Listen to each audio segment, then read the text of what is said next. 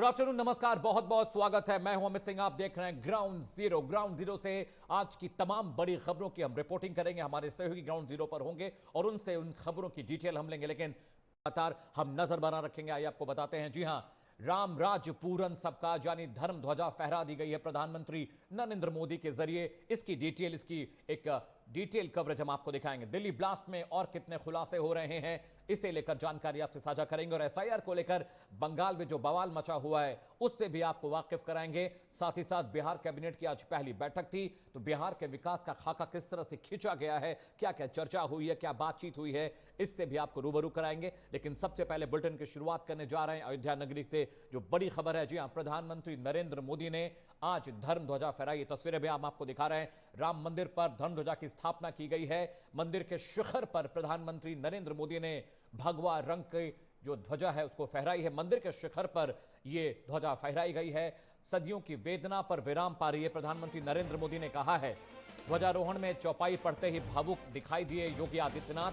ध्वजारोहण एक युग का शुभारंभ है, यह बात सीएम योगी आदित्यनाथ ने कही है। पीएम ने भारत को नई ऊंचाई पर पहुंचाया है, यह बात योगी आदित्यनाथ ने कही। राम मंदिर 140 करोड़ भारतीयों की आस्था का प्रतीक है। तो प्रधानमंत्री नरेंद्र मोदी आज सुबह ही अयोध्या पहुंच गए थे।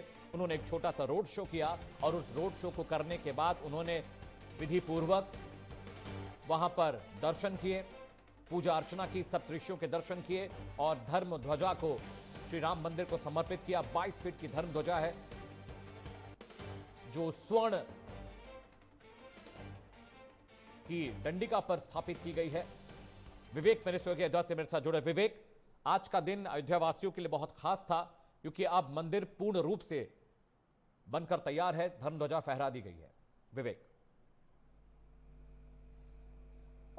धर्म ध्वजा फहराने के लिए था, जिसमें आज प्रधानमंत्री नरेंद्र मोदी सुबह 10 बजे करीब अयोध्या पहुंचे, जहां पे उन्होंने साकेत से राम लला मंदिर तक जो एक रोड शो किया। रोड शो में प्रधानमंत्री को देखने के लिए लोगों की भीड़ उमड़ी हुई थी और रोड शो के दौरान प्रधानमंत्री लोगों का आभार जताते हुए निकल दिया है। और आपको बता दें, प्रधानमंत्री नरेंद्र मोदी के साथ जो आरएसएस के प्रमुख थे मोहन भागवत, मुख्यमंत्री योगी आदित्यनाथ पटेल, डिप्टी सीएम केशव मौर्य और वो भी शामिल है कार्यक्रम में। और आपको बता दें, जो कार्यक्रम था वो एक देखने के लिए कार्यक्रम ये था कि जिस तरीके से अयोध्या में लोगों की भीड़ उमड़ी हुई थी कि लोग वहां तक कार्यक्रम तक पहुंचेंगे, लेकिन जो श्रद्धालु थे उनको रोका गया था क्योंकि जो कार्यक्रम में करीब 8,000 लोगों को, जो 8,000 वीवीआईपी लोग थे, उनको ही निमंत्रण भेजा गया था। वही लोग राम मंदिर जहाँ पे ये भगवा ध्वज फहराया जाना था वहां पे मौजूद थे, कार्यक्रम में मौजूद थे।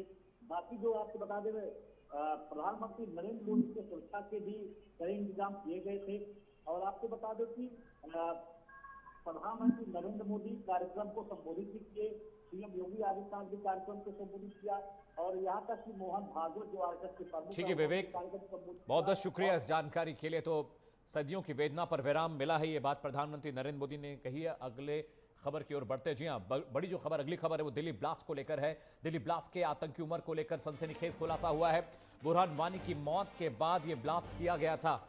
डॉक्टर आतंकी मुजम्मिल को फरीदाबाद लेकर पहुंची एनआईए की टीम और 4 घंटे तक कई लोकेशंस पर रेकी की गई और वहां पर पूछताछ की भी खबर आ रही है। एनआईए की टीम ने जो एल्मेरा है उसको दोबारा खंगाला है, उसमें कोई डॉक्यूमेंट तो नहीं रह गया। वहां पर किस तरह की इन्वेस्टिगेशन हुई है इसे लेकर जानकारी आ रही है। दिल्ली ब्लास्ट में यूनिवर्सिटी के 3 डॉक्टर्स मास्टरमाइंड बताए जा रहे हैं। डॉक्टर शाहीन सईद, डॉक्टर मुजम्मिल शकील और डॉक्टर उमर नबी, ये 3 नाम सामने आ रहे हैं, जिन्हें लेकर अब एनआईए इन्वेस्टिगेशन कर रही है। अल फला यूनिवर्सिटी के जो एल्मेराज हैं, जो लॉकर्स हैं, उनको भी खंगाला गया और शाहीन नंबर 3 की पोजीशन पर वहां पर थी। ये खबर आ रही है कि शाहीन ने पूरा ये जो ब्लास्ट का पूरा जो नैरेटिव था, जो आइटनरी थी, वो सब कुछ शाहीन ने डिजाइन किया था। आतंकी डॉक्टर मुजम्मिल शकील को लेकर एनआईए की टीम देर रात फरीदाबाद पहुंची है और अभी भी वहां पर इन्वेस्टिगेशन चल रही है। आशीष मेरे सहयोगी लखनऊ से ज्यादा जानकारी के साथ जुड़े। आशीष, अल्फाला यूनिवर्सिटी में लगातार इन्वेस्टिगेशन चल रही है, लखनऊ कानपुर में भी लगातार एनआईए और एटीएस की टीमें जांच कर रही हैं, लेकिन बताया ये जा रहा है कि शाहीन जो है वो अल्फाला यूनिवर्सिटी में नंबर 3 के ओहदे पर थी और वही रिक्रूटमेंट करती थी, चाहे डॉक्टर्स की बात रही हो, चाहे जो पेशेंट थे उनका ब्रेन वॉश कर उनको आतंकी गतिविधि में शामिल करने की बात रही हो। तो ये जो पूरा दिल्ली ब्लास्ट का नेक्सस बना था, इसमें सबसे बड़ी भूमिका शाहीन की थी आशीष, की रिक्रूटमेंट डॉक्टर्स का उसी ने किया, चाहे वो कश्मीर से थे, सहारनपुर से थे या देश के अन्य इलाकों से। आशीष। बिल्कुल, देखिए दिल्ली ब्लास्ट की अगर बात की जाए तो इसका दिल्ली ब्लास्ट की जो मास्टरमाइंड थी वो डॉक्टर शाहीन थी, जिस तरीके से जांच एजेंसियों ने दावा किया है। ऐसे में देखिए सबसे बड़ा सवाल ये खड़ा हो जाता है अल-फलाह यूनिवर्सिटी का। अल-फलाह यूनिवर्सिटी वो यूनिवर्सिटी है जहां पर डॉक्टर शाहीन भी थी, डॉक्टर मुजल्लिम भी थे, और इसके अलावा जिस तरीके से 3 डॉक्टरों का नाम सामने आया है। हालांकि जो जांच एजेंसियां हैं वो बकायदा अल-फलाह यूनिवर्सिटी में जांच कर रही हैं। कल देर रात काफी देर तक की वहां पे जांच चली है। मुजल्लिम को साथ में लेकर के जांच एजेंसियां लेकर के गई हैं और उन पहलुओं पे जांच कर रही है कि अल-फलाह जो यूनिवर्सिटी है उस यूनिवर्सिटी में किस तरीके से लोगों से बातचीत की जाती थी, कैसे उनका ब्रेन वॉश किया जाता था। साथ ही साथ जो डॉक्टर शाहीन है वो भी उसी यूनिवर्सिटी से कहीं ना कहीं जुड़ी हुई थी और वहीं पे ही सारी ज्वाइनिंग होती थी, वहीं पे सारा अगर देखा जाए तो नेक्सस चलता था और वहीं पे ही रह करके दिल्ली ब्लास्ट के साथ साथ कई अन्य जिलों में जो ब्लास्ट की जो इनकी जाए तो जांच एजेंसियां का जो डॉक्टर शाहीन है उसको भी कहीं ना कहीं लेकर के लखनऊ भी आ सकती है, कानपुर भी लेकर के जा सकती है, अयोध्या भी लेकर के जा सकती है। तो जांच लगातार आगे बढ़ रही है और जांच में आए दिन नए नए खुलासे देखने को मिल रहे हैं। कानपुर को लेकर जो इनपुट आ रहा था, कानपुर को लेकर जो इनपुट आ रहा था, कानपुर के भी कई सारे मेडिकल कॉलेजेस में वो डॉक्टर संदिग्ध पाए गए हैं जो वहां से भी रिक्रूटमेंट कर रहे थे, पैसा भेजा जा रहा था और बहुत सारे जो बैंक अकाउंट्स हैं वो लखनऊ कानपुर के भी मिले। इसे लेकर कोई जानकारी कि कानपुर में कौन कौन से संदिग्ध थे जिन पर एनआईए जांच कर रही है? देखिए कानपुर अगर बात की जाए तो कानपुर में जिस तरीके से एनआईए जांच कर रही है, क्योंकि कानपुर में कई संदिग्धों को कस्टडी में भी लिया गया था, एनआईए की टीम बकायदा उनसे पूछताछ भी कर रही थी। देखिए कानपुर हो, लखनऊ हो, अयोध्या हो, अभी कई ऐसी जगह बाकी है जहां पर जांच एजेंसियां जाएंगी और जांच एजेंसियां डॉक्टर शाहीन को साथ में लेकर के जाएंगी, क्योंकि जांच एजेंसियों को कई ऐसे जो सबूत मिले हैं उन सबूतों के आधार पर जांच एजेंसियां जांच कर रही हैं। कानपुर की अगर बात की जाए तो कानपुर में भी जिस तरीके से संदिग्धों को हिरासत में लिया गया, लखनऊ की बात की जाए तो लखनऊ के पारा क्षेत्र से 2 संदिग्धों को हिरासत में लिया गया, क्योंकि अभी डॉक्टर परवेज भी है। अगर इसमें देखा जाए तो डॉक्टर शाहीन का जो भाई परवेज है उसको भी कहीं ना कहीं जांच एजेंसियां साथ में लेकर के जाएंगी। तो ऐसे में ही कहा यह जा सकता है कि जांच एजेंसियां लगातार जांच कर रही हैं और जांच में कई खुलासे हो रहे हैं, क्योंकि अभी इनके जितने भी बैंक अकाउंट है या इनकी मोबाइल की जो डिटेल जो खंगाली गई है, साथ ही साथ जो डॉक्टर शाहीन का जो पासपोर्ट 3 जो पासपोर्ट मिले हैं, इन सभी पहलुओं पर अभी जांच बाकी है। जांच में और किस तरीके के खुलासे होते हैं ये देखना होगा। ठीक आशीष, बहुत बहुत शुक्रिया इस इनपुट के लिए। तो मेरे से आशीष ये बता रहे थे कि शाहीन किस तरह से कानपुर और लखनऊ में रिक्रूटमेंट कर रहे थे और अल्फाला यूनिवर्सिटी में नंबर 3 की पोस्ट पर थी, यानी वहां भी पूरा जो रैकेट नेक्सस था आतंकी गतिविधि का उसने फैला कर रखा था। चलिए बंगाल से बड़ी खबर आ रही है, उसका रुख करते जी। एसआईआर को लेकर दिल्ली से लेकर बंगाल तक संग्राम मचा हुआ है। ममता बनर्जी आज एसआईआर के खिलाफ हल्ला बोलने के मूड में दिखाई दे रही हैं। उत्तर 24 परगना जिले के बनगांव इलाके में विरोध मार्च निकालने की योजना है। ममता बनर्जी सभा को भी संबोधित करेंगे और ममता ने यह साफ साफ कह दिया था कि एसआईआर के विरुद्ध वो लगातार बोलती रही हैं, पार्टी लगातार इसके खिलाफ खड़ी रहेगी। उन्होंने कहा कि एसआईआर अराजकता का माहौल लेकर आ रहा है, बीएलओ की वजह से अब वहां पर थोड़ा सा सिक्योरिटी इश्यूज रहे हैं। ममता बनर्जी लगातार, इससे पहले भी उन्होंने रैली निकाली थी अपने तमाम टीएमसी लीडर्स के साथ और वो बार बार केंद्र सरकार से कह रही हैं कि बंगाल में एसआईआर की जरूरत नहीं है। लेकिन केंद्र सरकार का कहना यह है कि एसआईआर इसलिए जरूरी क्योंकि रोहिंग्या मुसलमान बहुत बड़े पैमाने पर पश्चिम बंगाल में छिपे हुए हैं, फर्जी तरीके से वोट करते हैं, फर्जी उनके वोटर आई कार्ड बने हुए हैं और जब तक एसआईआर नहीं होगा जो रियल नंबर ऑफ वोटर्स हैं उनके बारे में जानकारी नहीं मिल पाएगी। प्रियंका मेरी से ज्यादा जानकारी के साथ न्यूज़ रूम से जुड़ी है। प्रियंका, एसआईआर को लेकर तमिलनाडु, बंगाल, केरल जैसे राज्य हैं वहां पर बवाल मचा हुआ है, लेकिन सबसे ज्यादा अगर कोई मुखर और नेगेटिव दिख रहा है तो वो ममता बनर्जी है। इससे पहले बिहार में भी एसआईआर हुआ था, तब इसी तरह का विरोध देखने को मिला था, लेकिन इतने बड़े पैमाने पर बीएलओ की तरफ से प्रदर्शन नहीं किए गए थे।